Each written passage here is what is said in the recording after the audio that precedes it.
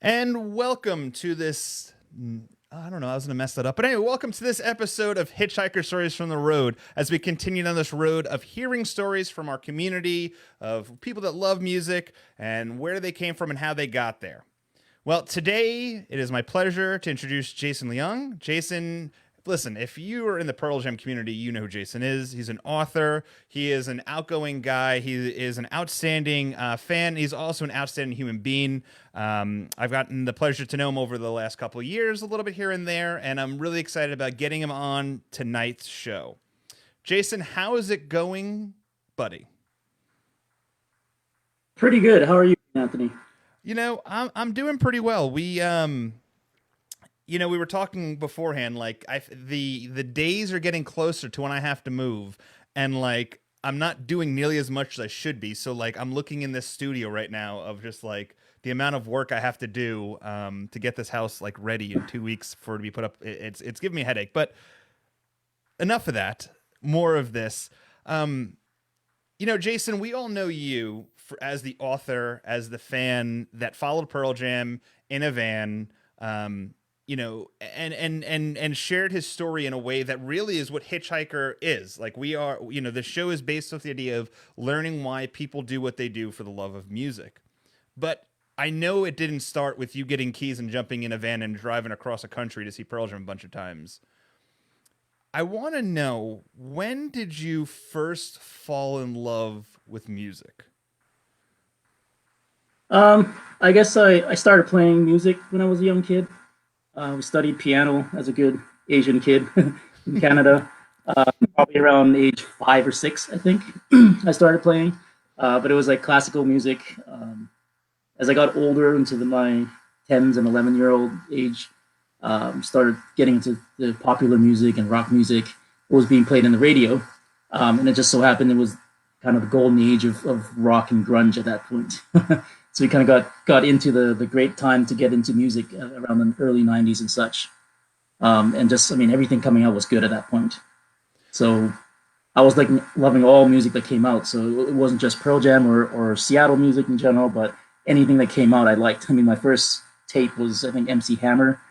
Um, and then I got stuff like Guns N' Roses, Appetite for Destruction, and a good variety of music because I was just into music in general. It, Um, it's and it is then it is interesting, like how back in like '91, like it was very acceptable to buy Pearl Jam's 10 and MC Hammer's Can't Touch This and put that on the counter of like a pineapples. oh, Or for like, sure. that was definitely in everyone's car back in the day. No, definitely. I mean, it was kind of a mixture of different music at that point. I think people were trying to figure out what the new popular music was going to be. So you got to transition from Michael Jackson, MC Hammer, and that kind of stuff to Seattle music and grunge music, alternative music, because that was brand new at that point. You just didn't know where it was going or where it came from.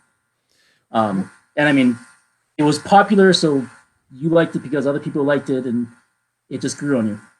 Were your parents influential in how you listened to music? Were they big into music growing up, or was this something that you kind of distinguishedly developed on your own?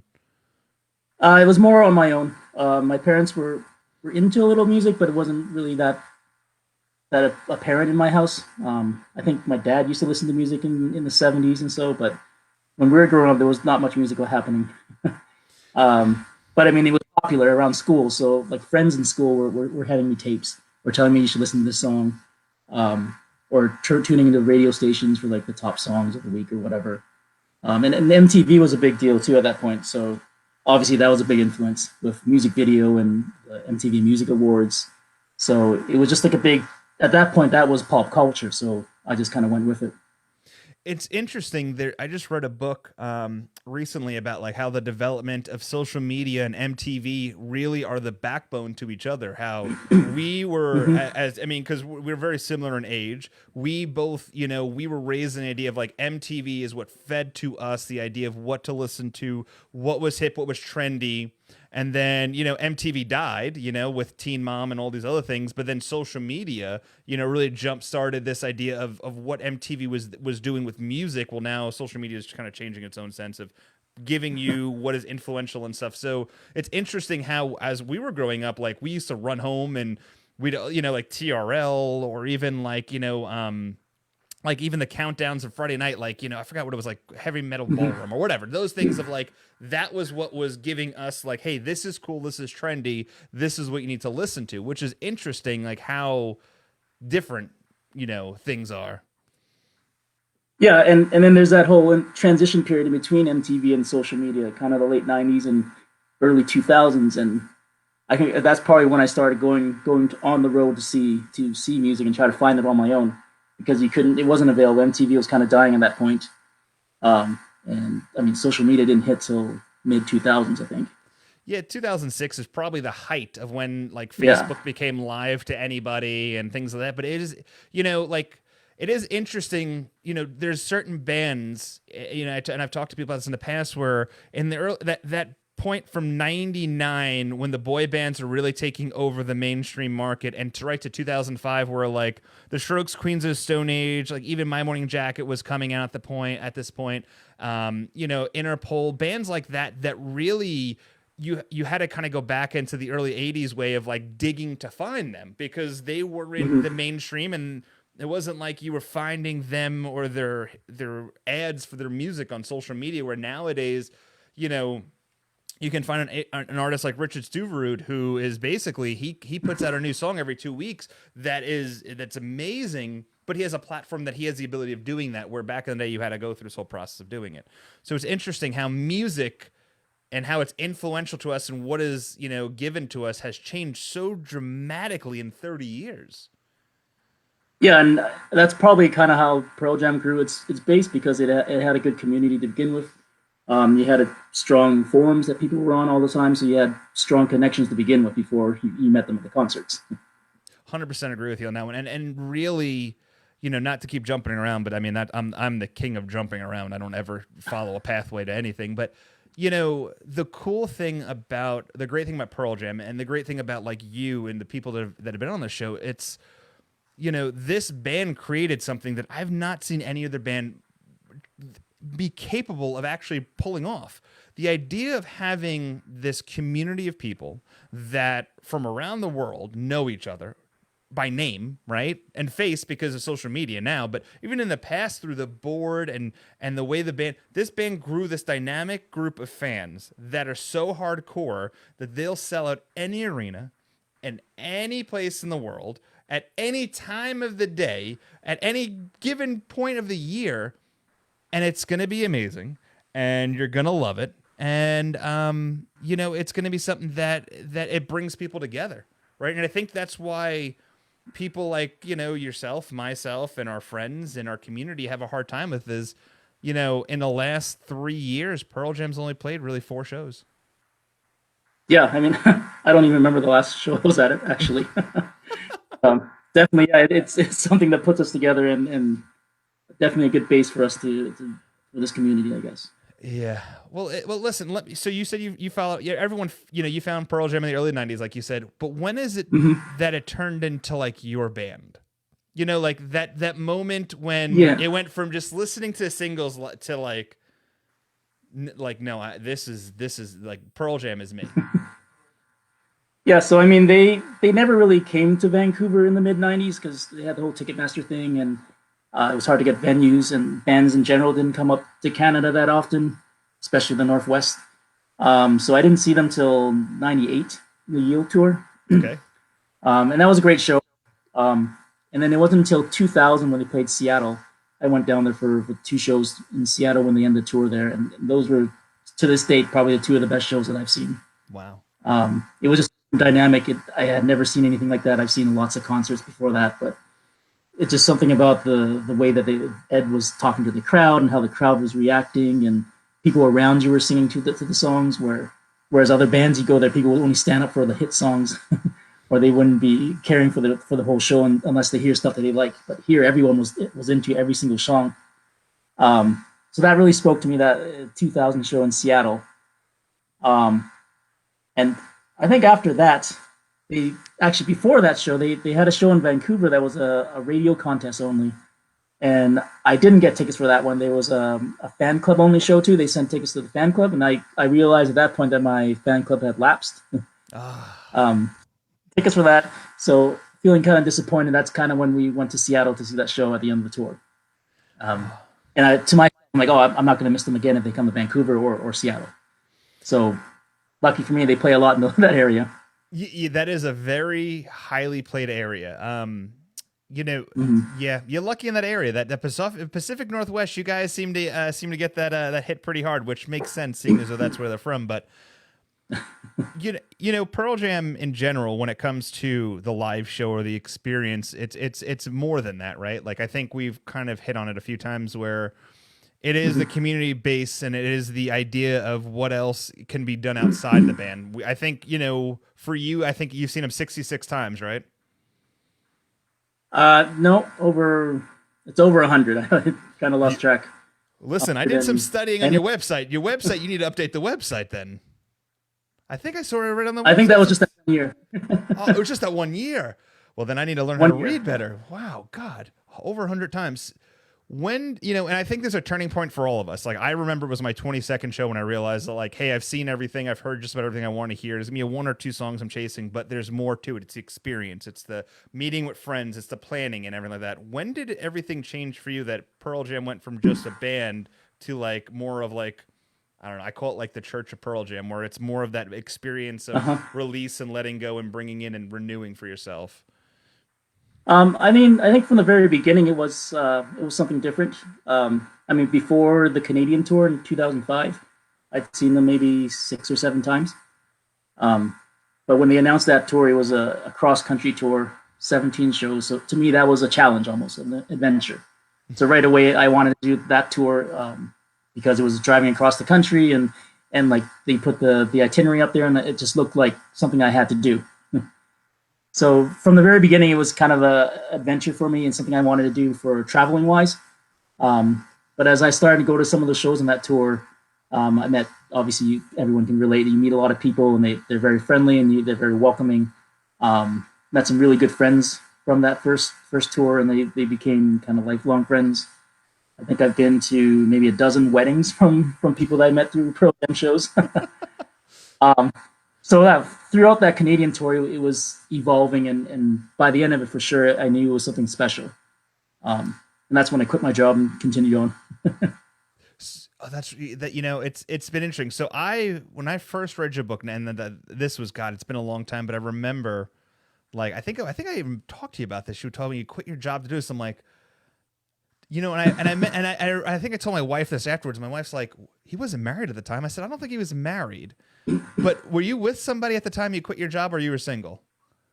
No, I was single. Okay, I'm about to say, because the only person you got to answer to is yourself at that point, because I can only imagine going home being like, honey, I went to the office today and I looked at Bob right in the face and I told him, not going to see you on Monday. I ain't going to see you the Monday afterwards. I'm going on tour.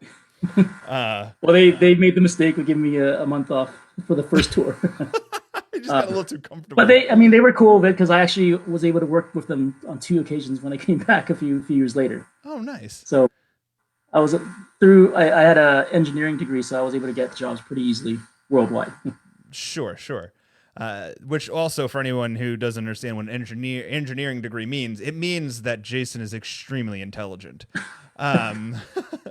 Now, going on the road, and especially writing a book about your journey, I'm interested in, like, the devil in the details almost.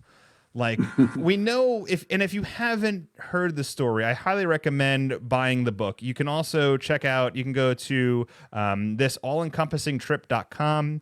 You can purchase the book there. You can I don't want to mention Amazon. Do you get a kickback from Amazon?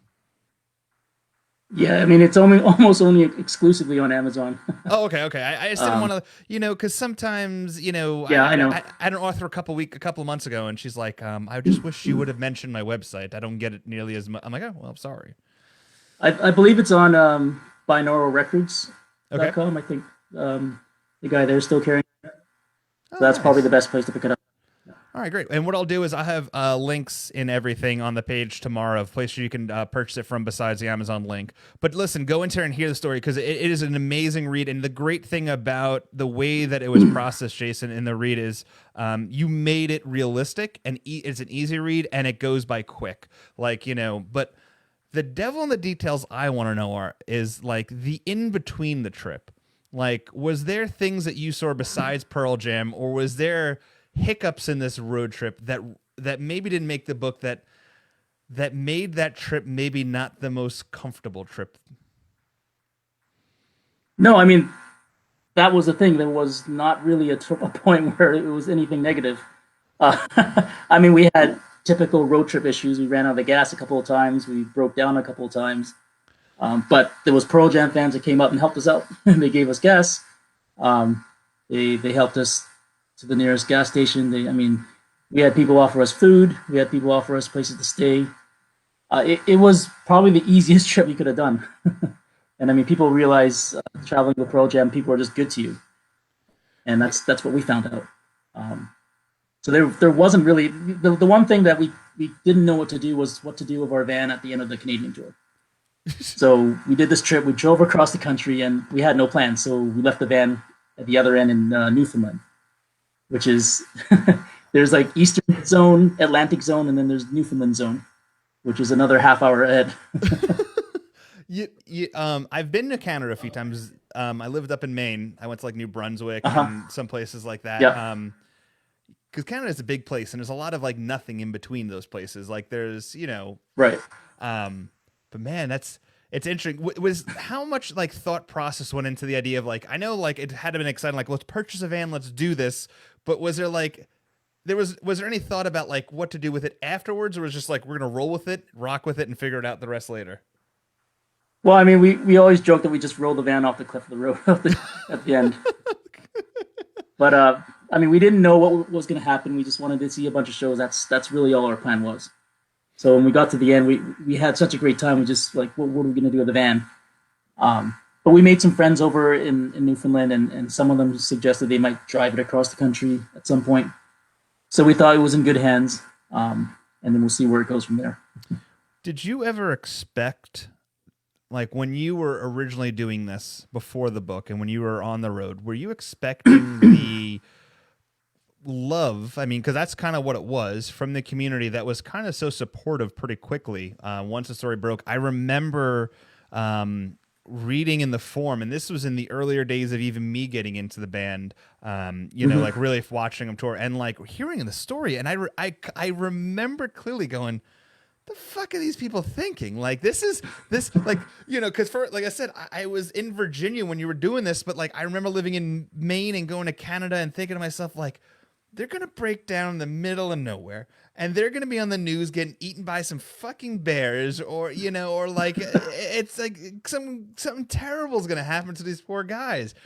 But then as you progressed along, like your name was synonymous with this idea of the tour. Nobody can talk about those tours or those dates without having, a Jason story or a van story. Or hell, I remember, because this was in, God, the early days of having to like, you had to go to the damn, you had to like, if you took a photo, like if I took a photo with you or someone took a photo with the van, you would have to go get that developed, pay extra to have it put on a CD. Yeah. Throw that CD in a disk drive, hope it came out well, and then upload it. Or then you'd have to have a program that downsized it, because I remember back in the day, like there was a lot of work involved in those profile pictures that included your van that were shared across everywhere. There was a lot of work involved, but it was everywhere. And your story like resonates with a lot of people because that van that you had is the backpack that someone traveled with, or it's that t-shirt that goes to all those shows, or a van is a big thing, right? But I think they all resonate with the idea of traveling with something or somebody that is important to you, that develops a story. And I thought that's sort of like, like it's different for everybody, but I think we all have those stories. For sure. And I mean, it wasn't something that we like thought it was going to happen. We were just doing this on our own. We wanted to meet some new friends, and try to find people to share the ride with us along the way to kind of save costs. So we didn't expect the kind of reception we got from people, and we didn't even know what was happening because this is before social media and smartphones, so we didn't check email or anything during the tour. So we would roll to venues and people would come up to us like, who the hell are these guys? we never met you guys before, but they said you're all over the internet. We've seen your van pictures everywhere, and that surprised us more than anything else. Um, but I mean, it's an experience that was something that was great for us. We went to shows without knowing anybody, so we wanted to share that story. That's why I wrote this book, because I know people like to hear about these stories, but it's also encouraging for people to go to shows on their own and just kind of have fun, and you'll meet people, you'll have a good time, and you don't have to worry so much about it. You know, I haven't asked this question. I used to ask it a lot when I first started doing these shows back when I did Tap Time Live with Anthony. But I want to ask you this question because I feel as though, you know, you, Jason, as a person that is so passionate about the band and as someone that's so passionate about giving, you know, themselves to the community, as you've done for so long, you know, when someone asks you, or as I'm about to ask you, what Pearl Jam means to you, you know, and would you be the person you are today if not for Pearl Jam? You know, how do you answer that question? Um, I mean, Pearl Jam is really the community. I guess the word would be community. That what it means to me. But it also has kind of been a launch pad for me to newer things throughout the last 15 years of my life. I've been able to travel the world because of Pearl Jam. I met my wife because of Pearl Jam. We started our own company, and it's all Pearl Jam related. It's based on a Pearl Jam lyric. So a lot of our stuff that we do now is solely because of we went on this Pearl Jam tour. So I mean, this is kind of like the main influence for our life now. You know, it's crazy to some people, but to me, it makes the most sense. How you know something that is comfort for us, music is well. I mean, I don't want to speak for you, but you know, music's comfort for me, and it's something that no matter what, nobody can take away from us. It's you know, things can come and go, but music we have, you know, for as long as we want it. And how, you know, someone can be like, well, how did you meet this person, or how did you start this? And it's all because of this band that we love, and the community that built it, and this happiness and joy that it brings, and the memories that it brings, and how we can look back at that, and you can answer that question of like, and it's powerful, you know, you know, where you say, you know, if not for this band, I don't meet my wife. You know, there's you know, our good friend Brad. If not for Pearl Jam, Brad doesn't meet Sam. And I will always say that is the tale as old as time. Those two, you know, it's amazing, this ability of people playing music, right? How that butterfly effect turns into where you and me are sitting here right now talking about, you know, your stories and how it created this person I'm speaking to right now. Yeah, I mean, it's a catalyst. I mean, it's not because of Pearl Jam, but it's because of Pearl Jam these things happened. And I mean, you understand it. Pearl Jam fans understand it. It's and for me, I'm lucky to have met a partner through Pearl Jam because she understands it obviously. So we were able to go to shows together, and it doesn't cause any issues. My wife doesn't understand it, but she's like, "Do what you gotta do." You know, it's very easy, but I do. Which is great too. Yeah, it is. I do wish sometimes she'd be like, "Oh man, I really do get that song," but she'd be like, "What the hell does this even mean?" I'm like, "Just listen to the lyrics." As a matter of fact, you know, I'm 36. I'll be 37 this year.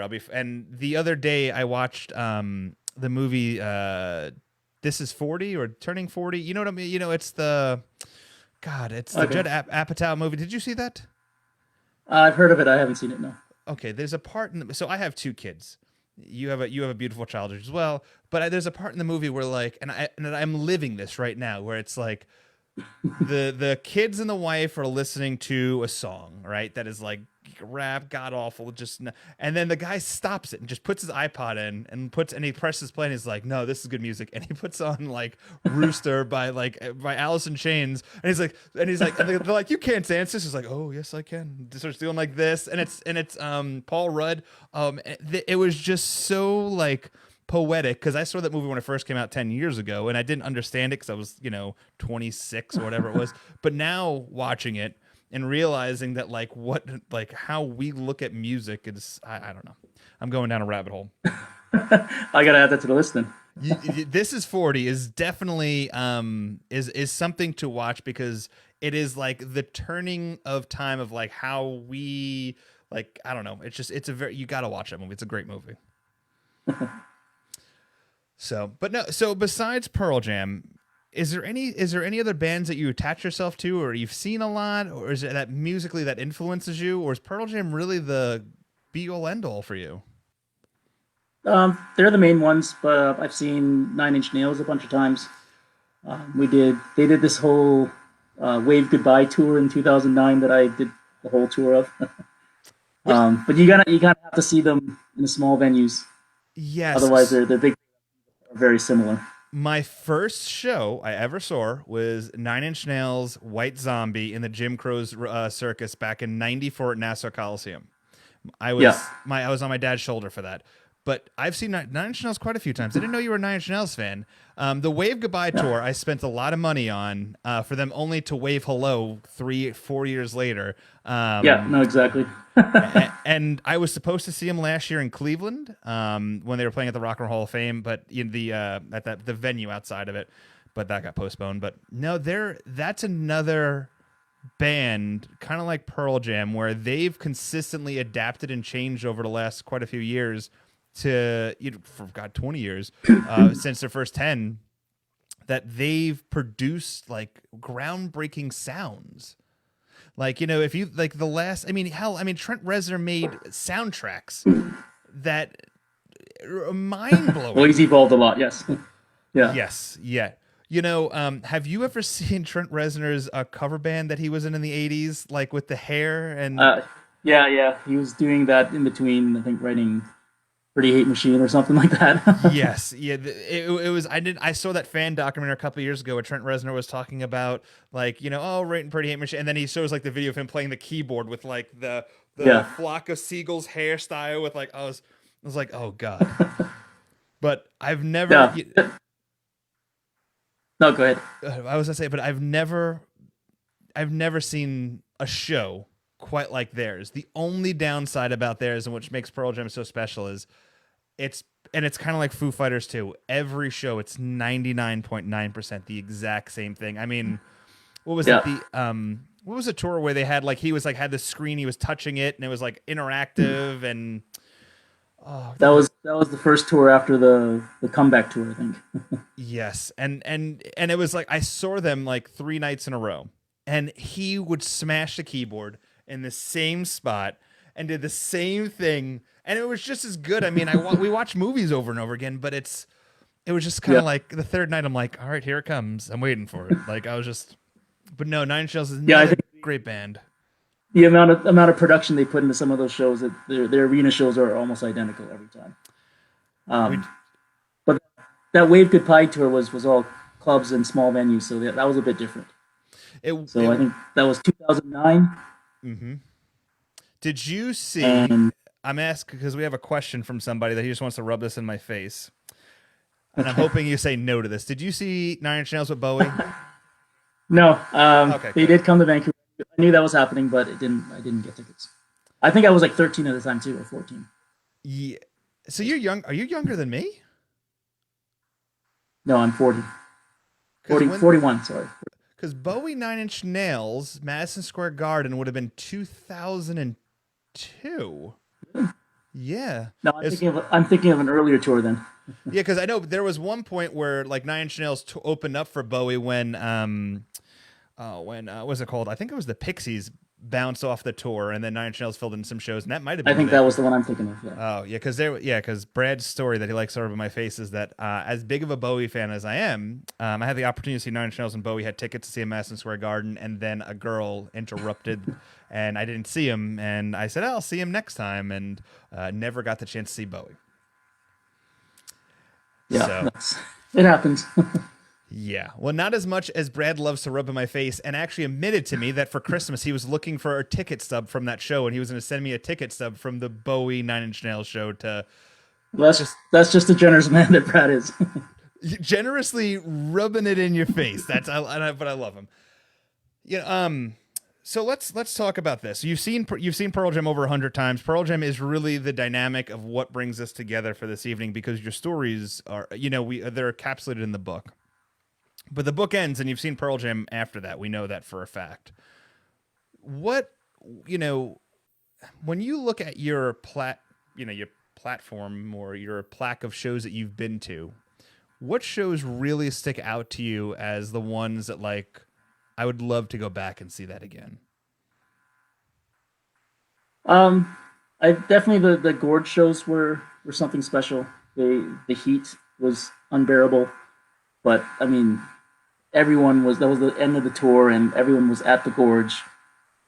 The band was playing probably the best that they could have at that point, and they improve every year. But I think that 2005, 2006 stage, they were really gelling as a band. Um, and just the amount of people that were at the gorge, it just made it a very special show. And they did, I mean, It's Okay cover. They dropped the leash, the Dirty Frank. They did for the first time in a long time. It was just an amazing experience, and I mean, with every show, it's an experience and an event. But that one just was something special. And I think over in Europe, there was a great show in Verona, Italy. That was in this 2,000-year-old stadium.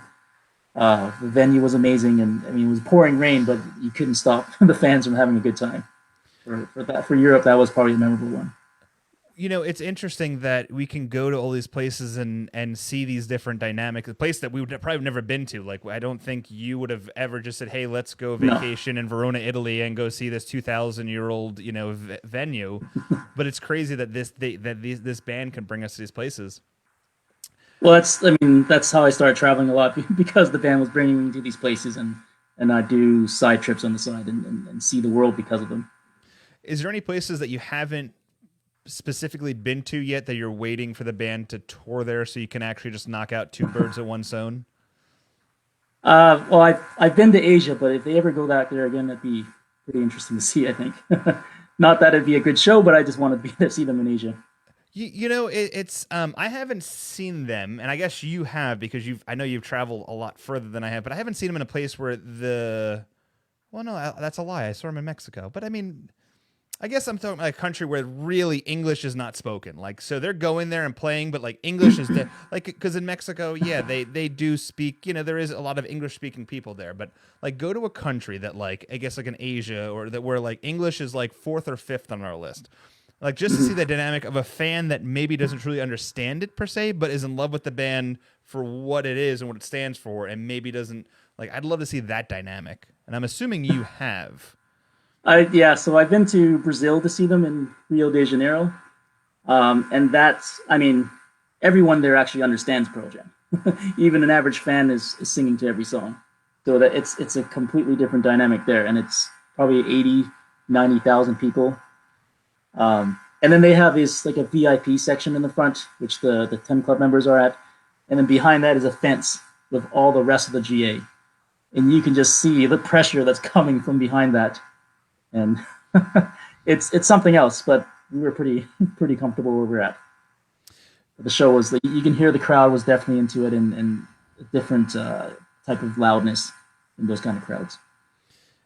Yeah, I've heard that. I've heard like Brazil is somewhere like as a Pearl Jam fan you want to go see them. Like I've heard like the love and support that those people have down there for them. I mean think about it. The cover band Black Circle that went from being a Pearl Jam cover band to being this dynamic that's by beloved by the Pearl Jam community. It's interesting once again like how something builds in the community and then builds bigger and then kind of explodes. One thing I did want to talk to you about this evening, which I find real interesting, is, it's 2022, right? So 30 years from now, 30 years back would have been 1992, right?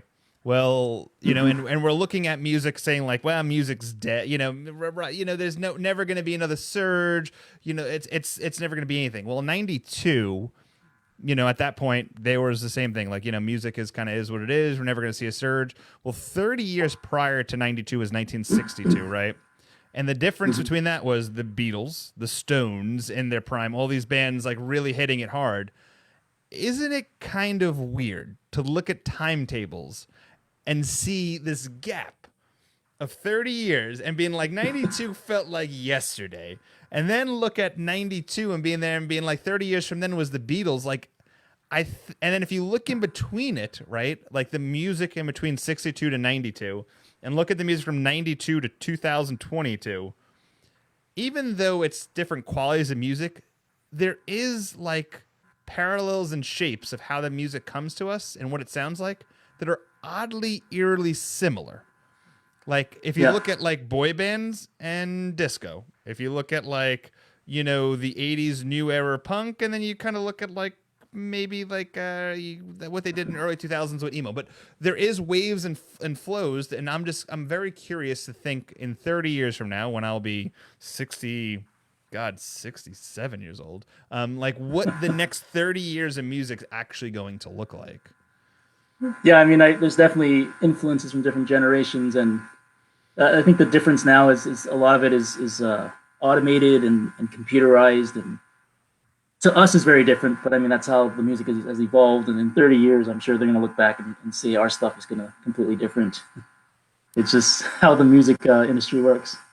It's unique, looking at like I got to tour London Bridge Studios with Brad a couple years ago when we were up in Seattle doing Flight to Mars, and they were even talking about how that board, which is that 10 and all these different and Alice in Chains and Soundgarden and the list goes on, had recorded their music on, and then how like even though this board is amazing and how great it sounds, all of this can literally be done on a laptop. Like this massive board. It's huge. Have you been to London Bridge Studios? No, I have not. We're gonna have to have that happen. I think there's only been a few times in my life where I walked into somewhere and got emotional just by the place. And Brad can attest to this next time you talk to him. But like me and him, like that's when I really had like I think my man crush to Brad started, because like we both turned into this. I won't say he cried because I don't want to ruin it on air for him. But we're just emotional of the music and what it's about, and this energy coming from the rooms and being in the sound booth that Release was recorded in, and just hearing some of the original sound cuts from 10, and then hearing Jeremy with cellos, like it was just wild in its own sense.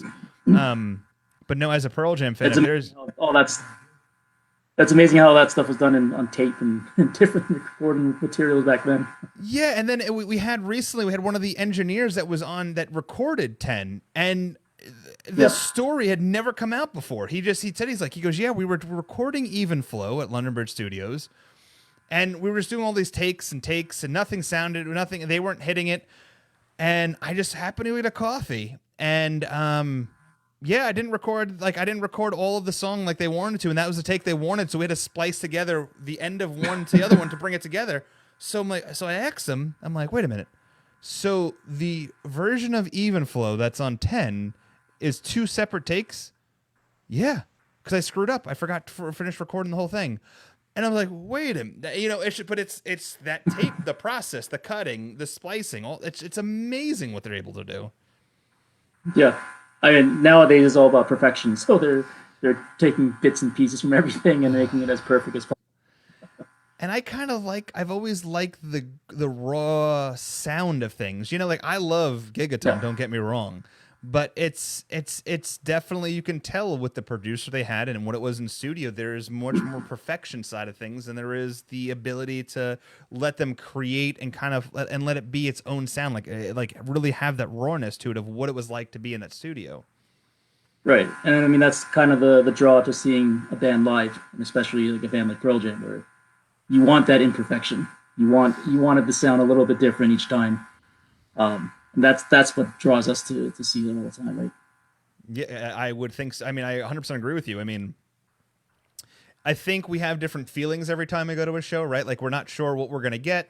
We're not sure what that venue is going to bring us. We're not sure how the crowd's going to interact. We're not sure about a lot of things. We're sure we're going to see the band. We're going to see our friends. That's about as much as we can figure out. Nowadays, you hope we see the band and it doesn't get postponed, and you hope your friends end up going. I mean, that's kind of where the world we live in nowadays. But with the band in general, it is kind of distinguished how, like, the last time I saw him at See Here Now Festival in New Jersey, and it was the first time since the last show at Fenway that they had played, and the song sounded different. Like it just sounded like it was exciting. They were very excited about playing it, And, you know, I've heard Faithful ton of times, and I got emotional listening to it for the first time in a long time, or hearing the new songs live. I'm like, this sound, I love it on the album, but it sounds so much better live.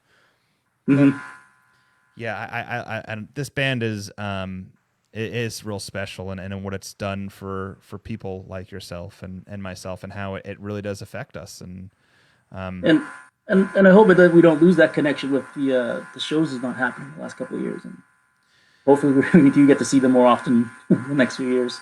You know, there was a worrisome around a lot of people in New Jersey leading up to that show of like, hey, is this going to be different? You know, they're not going to go down to are they going to go to the crowd? Are they not going to go to the crowd? Are they going to speak more? Is it, you know, are we going to feel lost because our connection to the band, which we have all the time, has been kind of loosened a little bit because it's been, you know, in the sense, 3 years. And for the most part, you know, looking back at it, I remember the whole weekend, it didn't feel real. I will say, because the whole time you're like, all right, this shit's getting canceled right before they go on stage. And I, you know, and I saw some great bands, and I was there the day of, I swear to you, Avett Brothers were playing, and I'm not an Avett Brothers fan. I tried, I cannot get into them. And I'm like, they're going to end their last song, and they're going to come up and be like, listen, guys, you know, Pearl Jam decided that it's just not for them. They're gone home. I was waiting for that announcement. And I remember when they went on stage, like, there was like this gasp of like air that came out of me of like, I needed this, right? You know, because we get that, you know, we were spoiled enough for so many years of having that ability to have that gasp come out when we saw them, you know, to give that refresh on us. And I didn't, and for the first 3 songs, I didn't know what to do. Like, I was like, you know, there was people around me that, like, I think all of us were just kind of in this lost sense of like, this is really happening. Like, this is real. Like, this is not YouTube. This is really happening. And I think once Faithful hit, I think it just overwhelmed people, and it overwhelmed me for sure. But no, you know, as fans, we were spoiled for such a long time, having the ability to see them, you know, 12 times a tour, 66 times a tour, you know, that we were able to really encapsulate everything and take it for advantage. And then I think that, you know, this pandemic has really kind of showed us that, you know, maybe it's to slow down and take in what we can and enjoy those things while we have them, because nothing's certain. I mean, really, yeah. Not to be the bearer of bad news, but 2 months ago, Pearl Jam announced that they were supposed to be announcing this month, you know, what was happening in the North America tour. The newsletter dropped today, and all they said was, hey, listen to this podcast, read this newsletter, let's talk about, you know, what's going on, Eddie Vedder's track listings. They didn't say anything about the Eddie Vedder solo dates, which are literally less than a month away, where most people have, you know, booked. I mean, I'm going to Chicago, you know, that's less than a month away. And it's, you know, as fans, I think we're going to be living in this state of fear of cancellation for a while, like, of how this is our reality. But that's a good point you're making, that people should learn to kind of cherish these moments when they happen, even during these kind of situations.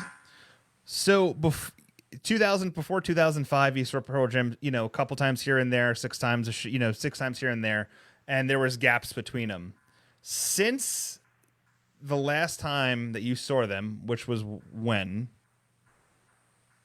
I think it was the Hall of Fame, but that doesn't really count as a show. It counts. They were on stage. Okay. They played music. It was. You saw Dave Cruisen play with the band. I did, yes.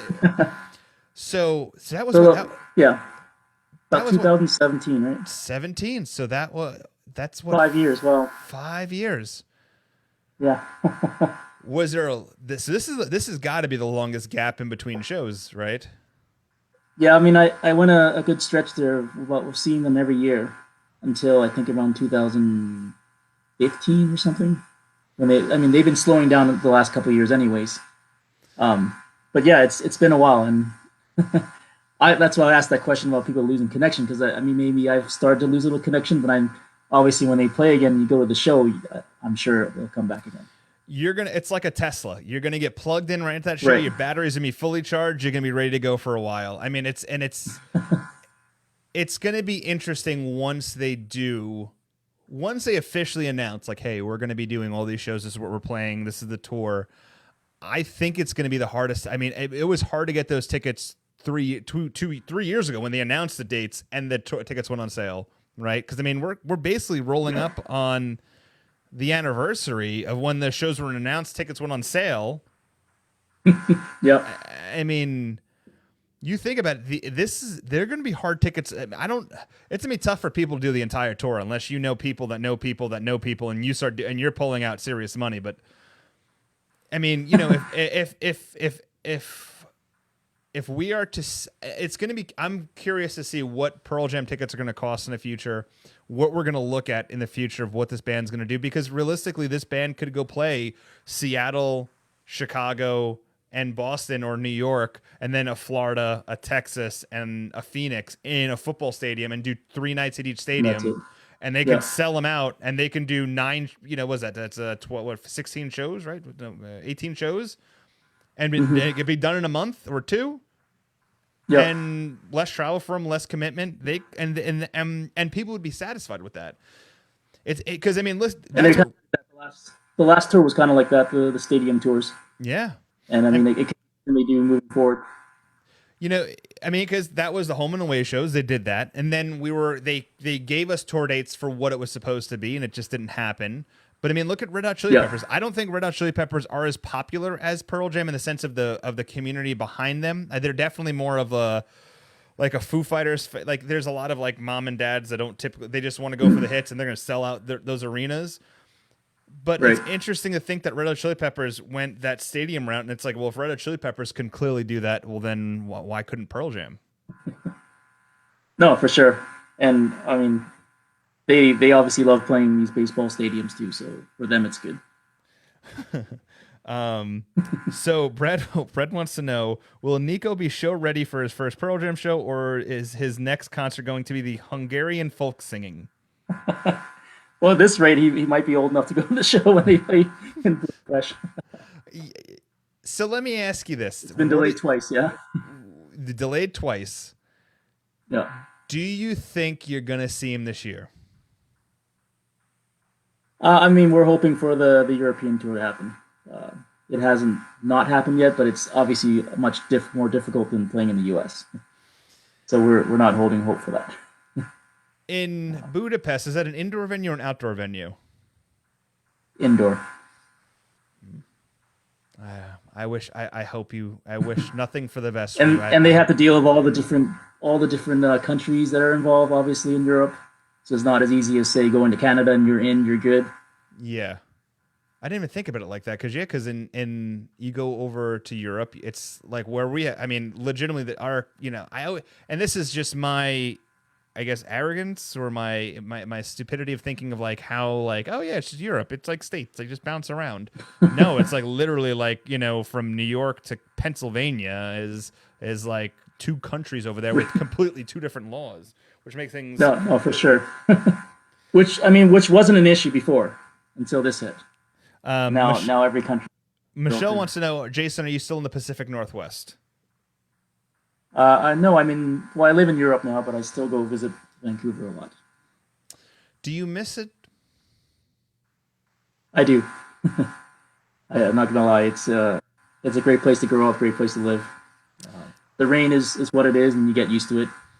But I am calling I'm calling bullocks on it. I went there and it was rain and 85-degree perfect weather for the 4 days I was there. It was perfect. I don't know. I was waiting for the rain. It was beautiful. You can get lucky and it can be great. You just got to expect it to happen. If it doesn't happen, then it's a great surprise. Jason, there's a lot of people in this community that do things for fame and fortune, and I would say that you're definitely not one of them. I've gotten to know you, a few times, and we've had great conversations, and I've always enjoyed your conversations and your honesty, and you can definitely tell your big heart that you have involved in this, and what the community means to you, and what Pearl Jam means to you, and the stories you bring. Every time I pick a little bit off you, it's so interesting.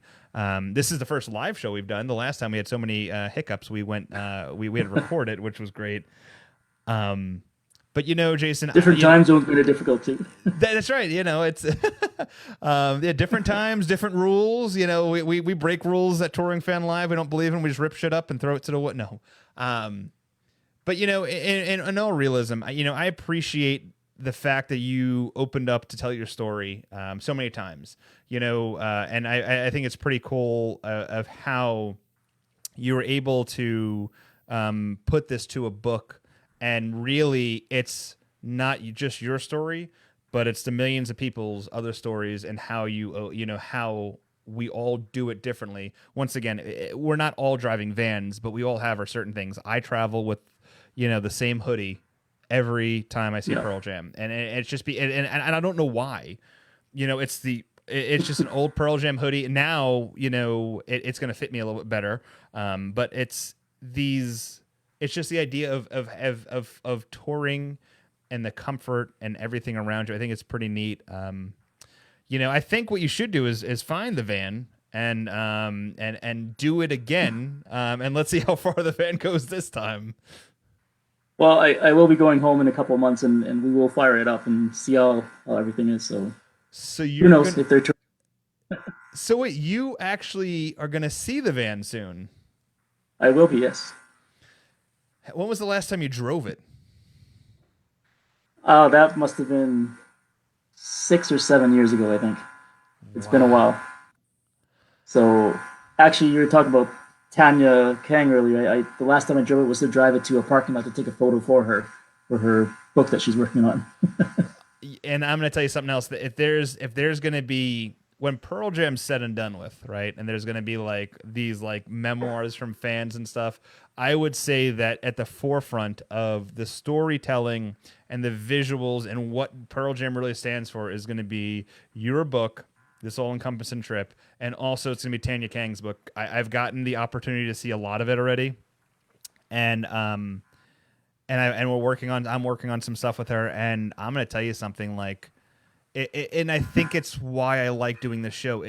I just love the idea and the why behind the idea of why people love a certain song or why someone loves the band and why they are the person they are because of that band. And it's interesting to me how people grow up with the band and it turns them into who they are. People, you know, find people in their lives because of a band, and it basically defines who they are. And, you know, there hasn't been many people that I've met through Pearl Jam, you know, not everybody, but there hasn't been many people in Pearl Jam that I've met that aren't just outstanding human beings, that are really just great people that are in it for the right reasons. And yeah, Jason, you're definitely one of them. And, you know, once again, if you have not purchased the book, this All Encompassing Trip, there is a link that was posted a little while ago. That you can definitely check out. You can purchase the book. I would highly recommend purchasing the book. I will say this. I am going to purchase 3 of them tonight, and we're going to do giveaways throughout the month of January and February that we'll give away, so we can do that. So definitely keep an eye out about some contests coming up about how we can give out this all-encompassing trip. And you can hear Jason's story, it was absolutely amazing. Jason, I know that you got your hands full. You're on a little family trip right now. Listen, I was excited. You said I was going to hear a little voice in the background sometimes. I've heard nothing. Like it's been nice and quiet. My wife's doing a good job of keeping him intact, so it might be reaching that tipping point soon, but he's doing all right. Well, let me ask you this: leading up, because next month's going to be my Halloween. Not Halloween. Jesus, wrong month. Valentine's Day special for January, February. Yeah, February. I have to think for the Hitchhiker. Let me ask you this question. So you said you met your wife, and this will be the last question. We'll end this. You got things to do. I don't want to keep you too long, but you met your wife through Pearl Jam. How did you meet your wife? So it was through multiple shows. On the Canadian tour was the first one. She saw me. I mean, I was kind of known at that point, so I joked that she was stalking me during this time. Until the last show in Newfoundland, she came up and asked for a photo with the band and everything. And that's when we started talking a little bit. And then I saw her again throughout the U.S. tour the next year. We just kind of kept in touch. I moved to London 2 years later. And through a mutual friend, when she moved there, we met up again. And again, we kept in touch, and it wasn't until I think 2 or 3 years after that, when I moved back to London, is when we reconnected through a Pearl Jam show in London. So So it's kind of like been an ongoing thing through different shows. what was the first show you guys went to together? Well, so technically, I guess the London show where Okay. we reconnected, but then after that, I moved back to Vancouver at that point, so we kind of met halfway during those 4 shows in Philly in 2009. Yep. So that was our like halfway. Well, you're in London, I'm Vancouver. We'll go to Philly for those 4 shows. So that I guess officially would be the first show. Nice, nice. Great book of shows there too. Yeah, couldn't complain. What was the did you dance? Was your first song a Pearl Jam song? Uh, for my first dance, Yeah, for your first dance, your wedding. which The wedding yeah, it first. was it was a parachutes. Oh, that's awesome. That's great. That is a heartfelt, warming love story at its best. We have to start with that's something. We need a book written on the love stories developed by Pearl Jam. Like I Is told you, I went to about 12 different weddings through Pearl Jam fans, so I can send them to you. there you go. We have to this all encompassing trip part two, the weddings. The weddings. The weddings. Once again, Jason, thank you so much for coming on and chit chatting with us. Listen, I've been to a lot of shows. I don't think we've probably been to shows where we were at the show, had no idea, and just never paths crossed. Hopefully that will happen sooner than later. Hopefully you'll see Pearl Jam this year, and we'll have to get in on that and hear more stories. But listen, hang tight. We're going to end the show. Hey, and also just to let everyone know, if you haven't already, all of the Hitchhiker episodes from last year are live on our YouTube channel and as a podcast. Just all you got to do is search the Touring Fan Live. You'll be able to hear Brad Lang's story, Tanya Kang's, Dale's, John Evans. You can hear Brian Blackwell's. You can hear last month's. We had Brittney on, or you can hear Jimmy's talking about my favorite story I've heard so far with him breaking down going to see Pink Floyd in Nassau Coliseum in Uniondale, which was hilarious. But check all those out and all the shows right on our podcast or YouTube channel. Search Touring Fan Live, and do me a favor, subscribe and like, because that's how things become important. I guess I don't know. But anyway, listen, Jason, hang tight. We're going to end the show right here. But I'm Anthony. This is Jason. Check him out again at this allencompassingtrip.com. Check him out there. You can buy it on Amazon.